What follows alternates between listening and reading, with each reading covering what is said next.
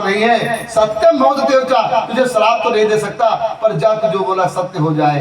परवाह सीताराम, भगवान की कृपा हुई, जो नाव सोने चांदी दबा था सब फूल पत्तियां बेलपत्र बन गए। महाराज देख करके छाती पकड़ के वहीं लेट गए। दामाद जी पानी का छींटा दिए, बोले ससुर जी तुम सीताराम हो गए क्या? उठो उठो और पहचानो ये महाराज कौन थे जिनको तुमने झूठ बोला और परिणाम इतना बड़ा देखा।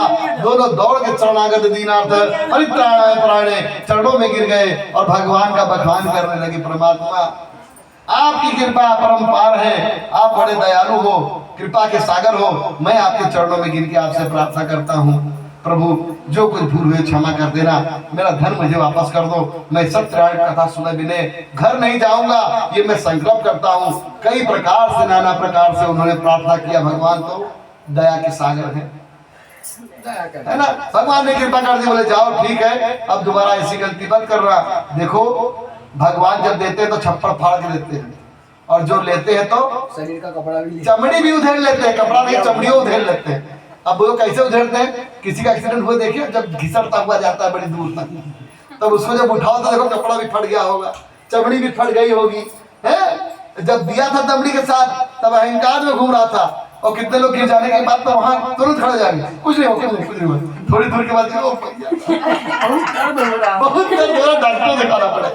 तो भगवान कहते हैं तुम्हारी होशियारी निकाल ली, इसलिए कहता हूँ कि क्षमा बड़न को चाहिए, छोटों को उत्पात।